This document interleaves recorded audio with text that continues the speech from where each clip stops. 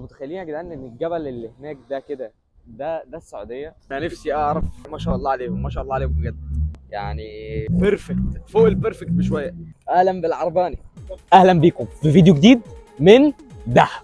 قبل ما نبدا الفيديو ادونا سبسكرايب للقناه وفعلوا زر الجرس، عايزين نوصل الفيديو ده ل 5000 لايك في اقرب وقت. كل لينكات السوشيال ميديا بتاعتي انستجرام فيسبوك سناب شات تيك توك في الديسكربشن، خشوا اعملوا فولو هناك عشان تشوفوا الفيديوهات بتاعت الريلز. انا بس عايزكم تقولوا في جمال احلى من كده؟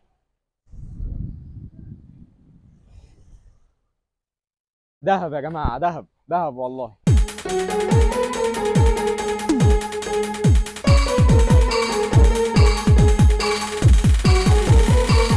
بصوا بقى، احنا اول حاجه عملناها ان انا كنت قاعد زهقان شويه في البيت، فلقيت قدامي اعلان على الفيسبوك ان في رحله لدهب وسانت كاترين معاها، والرحله دي حاجه عبيطه يعني، مش سعر يعني. فالرحله دي هتقعد يومين، فحبيت اصور لكم اليومين دول هيكونوا عاملين ازاي، او على حسب ما الرحله تخلص يعني. دلوقتي اليوم الاول جينا على دهب. المفروض ان احنا دلوقتي هنطلع سفاري، ودي تقريبا اول حاجه لازم تعملها لما تيجي دهب. وعايز اقول لكم ان دهب في الوقت ده بجد بجد الجو تحفه. الجو يعني انا لابس دلوقتي شورت تمام وهودي عادي تمام. الجو تحفه، لا ان هو برد ولا ان هو برضو حر جدا، لا هو فيها هو في شمس، بس في شويه حراره شويه من الشمس. فيلا نكمل الفيديو. ما تنسوش سبسكرايب لايك فولو على الانستجرام. يلا نكمل الفيديو. بس الواضح من اول ما جيت ان دهب باين عليها كده ما تنفعش في يوم واحد، واحنا النهارده عندنا حوالي 24 ساعه او اقل كمان، لازم نستكشف فيهم دهب ونعمل فيهم اكتر حاجات ممكن تتعمل. نعمل سنوركلينج، نعمل سفاري، هنشوف هنعمل ايه. خليكم معانا هنبدا السفاري.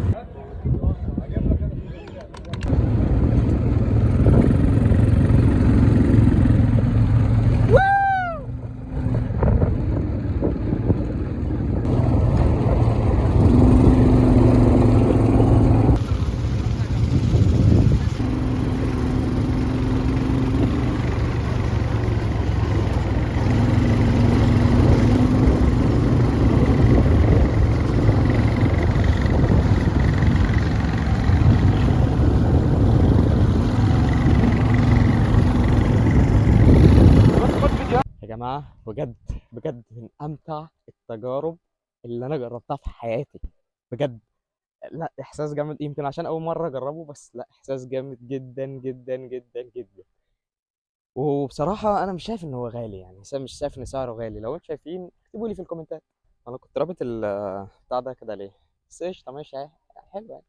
بصوا يا جدعان المنظر اللي أنا واقف قدامه، سبحان الله سبحان الله. ده منظر لما نشوفه يعني نستغرب بجد.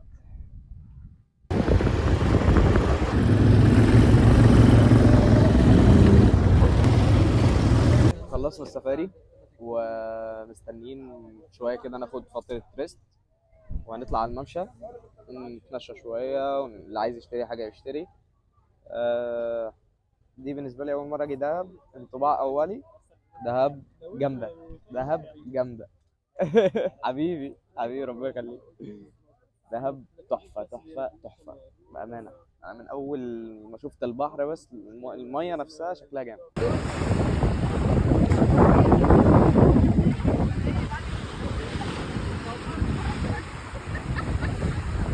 خلصنا نزلنا البحر وخلصت رحلتنا في ثري بولز، وطالعين دلوقتي على الممشى السياحي، في ممشى دهب السياحي. ف متحمس رحلة لحد دلوقتي الحمد لله مفيهاش حاجة وحشة. يا رب تكمل على خير. كملوا الفيديو عشان تشوفوا أكتر. الباص دلوقتي جابنا السوق السياحي، ناخد جولة وهنستكشف فيها أكتر مدينة دهب نفسها بقى. لأن أنا الباص من أول ما دخل عن السوق السياحي أو المنطقة اللي فيها السوق السياحي، هي فيها كل حاجه زي المدينه العاديه، زي القاهره، زي اي مدينه. يعني في مثلا بتاع رخام، في واحد بيبيع موتوسيكلات، اللي هو مش مدينه سياحيه زي ما الناس فاكره، اللي هو لا فنادق ومنتجعات وبس، لا هي فيها كل حاجه. انا شايف لحد دلوقتي سوبر ماركتات، قهاوي، كل حاجه. نكمل ونشوف.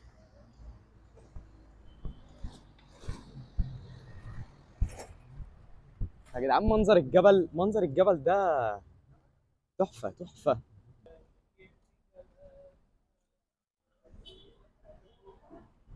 برضو من الانطباعات الأولية إن العجل هنا من أكتر الحاجات اللي بيستخدموها يعني. العجل هنا في أجانب كتير قوي بيحبوا يركبوا العجل.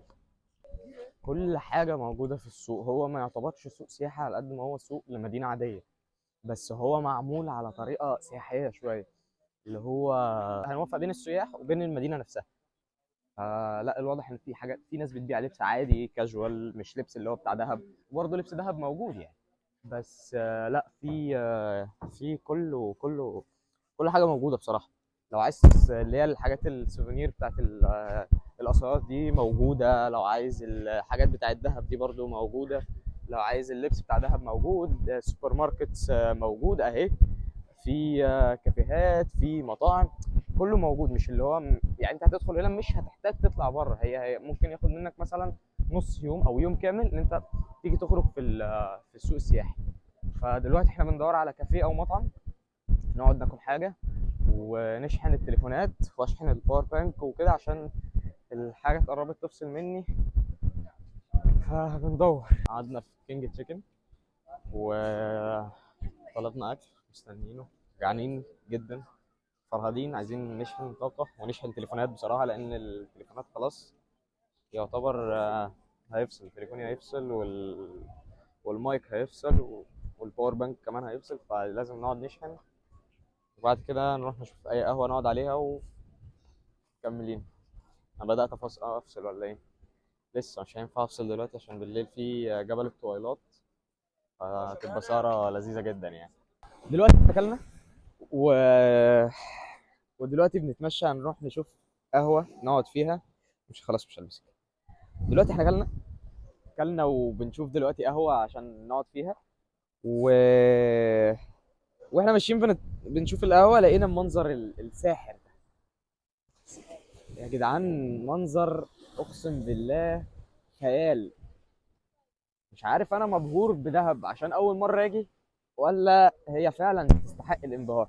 اللي راح منكم دهب يكتب لي في الكومنتات حس بايه لما راح اول مره، وحس بايه بعد كده، عشان البره وقعت. وحس بايه بعد كده مثلا لما راح تاني وتالت مره او كده. فيهمني جدا نعرف في رايكم، يعني هيكون زيي ولا في اختلاف.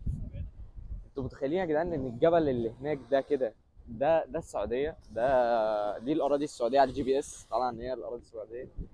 فلا جامده جامده جامده جامده وبتستحق. لازم كوبايه شاي بعد الاكل ده لازم. بقول لك ايه، هو الكوبري اللي هو زي ما انا، هم فين الباقي؟ هم فين؟ كلنا؟ لا ده انا بفلوج. كلنا وقعدنا على القهوه، شربنا الشاي كله تمام. ما فاضلش غير ان احنا نروح على الكوبري اللي هو بتاع الممشى ده، عايزين نشوفه. وبعد كده هنطلع على الرحله بتاعت او الطلعه بتاعت جبل طويلات. هم متفقين معانا ان احنا هنطلع بعربيات 4 باي 4 للجبل، فعايزين نشوف ايه اللي هيحصل. بس بامانه يلا بينا. دهب السوق بتاعها بالليل جامد جدا جدا جدا. انا عارف ان انا ماشي بدري من السوق ده، بس هو احنا ملتزمين بمواعيد عشان الرحله كلها ما تبصش. فباين كده ان اصلا احنا الناس لسه بتنزل يعني، وده الطبيعي ان انت في بلد ساحليه ما حدش هينزل بالنهار يعني، او مش كتير، مش اهل البلد او اللي ساكنين فيها وهينزلوا بالنهار يعني.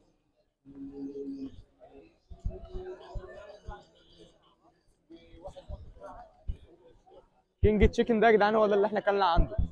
الاكل بتاعه جامد جدا جدا، ومش اكل اللي هو مصايف او اكل سفريات، لا ده اكل يعني طعمه حلو زي مطاعم القاهره بالظبط، واسعاره مش غاليه خالص. يعني مثلا البرجر كان انت تاني انت تاني انت هتعمل ايه؟ هتتجمع امتى؟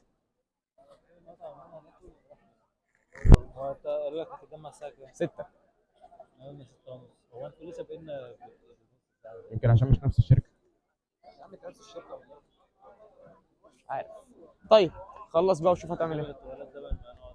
ماشي ماشي يلا سلام. ده صاحبي. حصل النهارده صدفه غريبه جدا. قعدنا 5 سنين ما اتقابلناش. انا اخر مره شفته فيها كان في ثالثه اعدادي. قعدنا 5 سنين ما اتقابلناش، والنهارده انا ماشي على البحر بالصدفه لقيته بينادي عليا. فهو طالع معايا في نفس الرحله بالصدفه، فحاجه جامده جدا يعني. فكنت بقى بساله يعني هيجي امتى او هيطلع امتى وكده.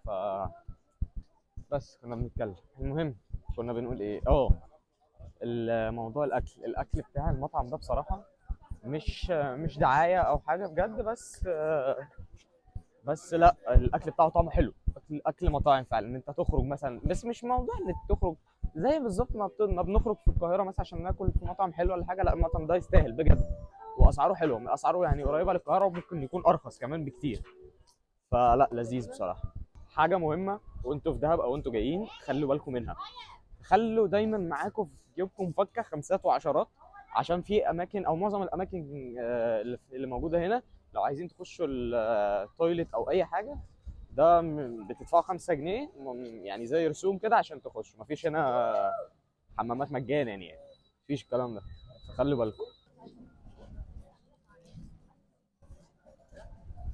اماكن جامده قوي يا جدعان، الاماكن جامده قوي.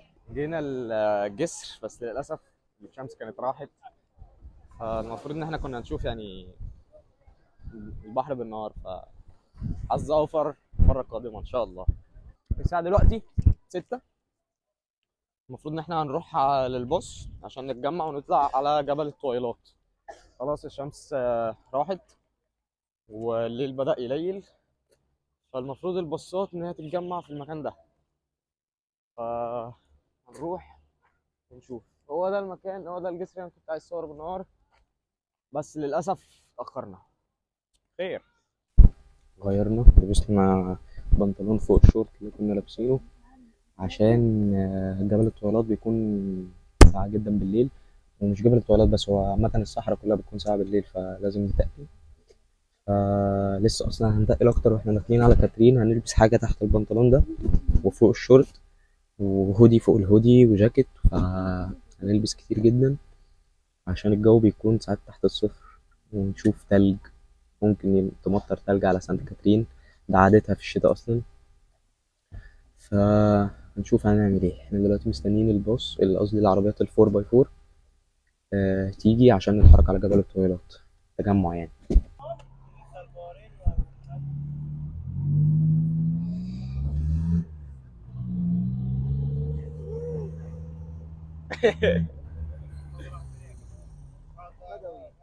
ايه اهلا بالعرباني.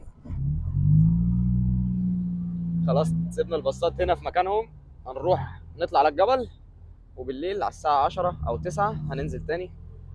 ابتدت بقى الإيه المغامرات بقى. الجو ابتدى يبرد، المغامرة بتبتدي بقى من أول دلوقتي. ما شاء الله حافظين الطريق من غير حتى ما يقيدوا نور. إيه ده؟ طريق كحل.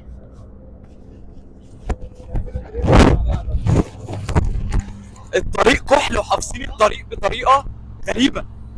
ما شاء الله يا رب نوصل بس سلام. احنا مش شايفين أي حاجة، ضلمة كحل.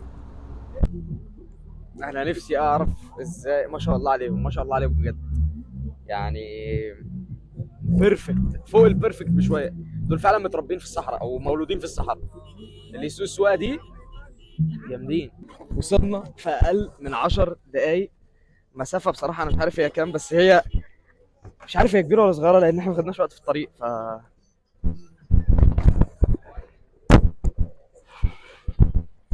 كل العربيات هتتجمع دلوقتي هنا.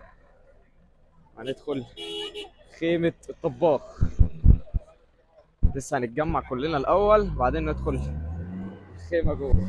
مبدئيا كده السفاري، عشان انا لو نسيت اقول اسعارها، كانت الدبل ب 350، السنجل كانت ب 300، وحفله جبل الطويلات كانت ب 150، والسنوركلينج بيدوك الثلاث ادوات بتوع السنوركلينج.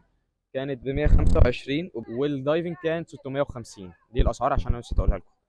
فعلا انا حاسس ان هي تستحق ال 150 بالمغامره اللي احنا بس خدناها في العربيه، ما بالك بقى لما نخش جوه. كملوا فيديو. وانت اللي ما عملتش سبسكرايب انزل اعمل سبسكرايب ودي لايك، ادي لايك مش هتخسر حاجه. دخلونا. المفروض ان احنا هنقعد على قعدات عربيه زي دي، والستيج هيبقى هنا.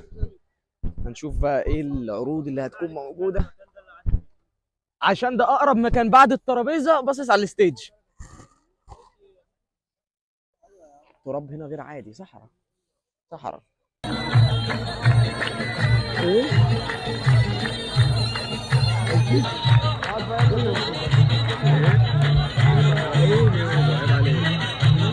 عيب عليك اقوم دلوقتي.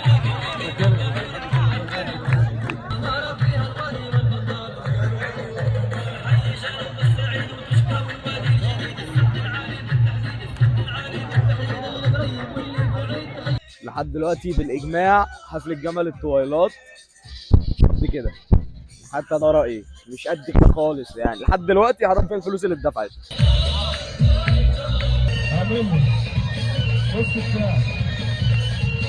ناس مني ومن دمي محدش فيهم شال همي، محدش كان غيره عليا.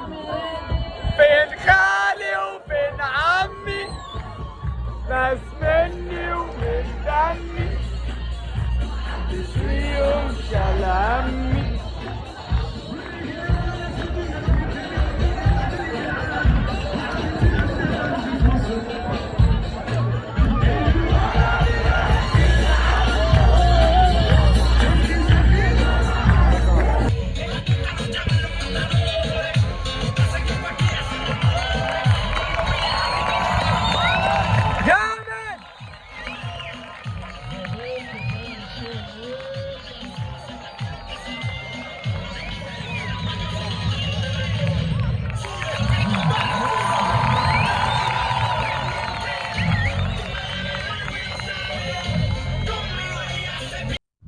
وبعد ما خلصنا رحله جبل الطويلات يبقى كده الفيديو بتاعنا النهارده خلص. ولو عجبكم الفيديو ما تنسوش تعملوا سبسكرايب للقناه وتفعلوا زر الجرس، تدوني لايك للفيديو ده عشان الحاجات دي بتدعمني جدا ان انا انزل فيديوهات كتير واقوى من اللي قبلها. وهسيب لكم كل لينكات السوشيال ميديا بتاعت انستجرام، الفيسبوك، التيك توك، سناب شات، كله في الديسكربشن. خشوا اعملوا فولو وشوفوا البوستز اللي بتنزل هناك والريلز عشان كل ده بيدعمني اكتر. وما تنساش تكتب لي رايك في كومنت. سلام.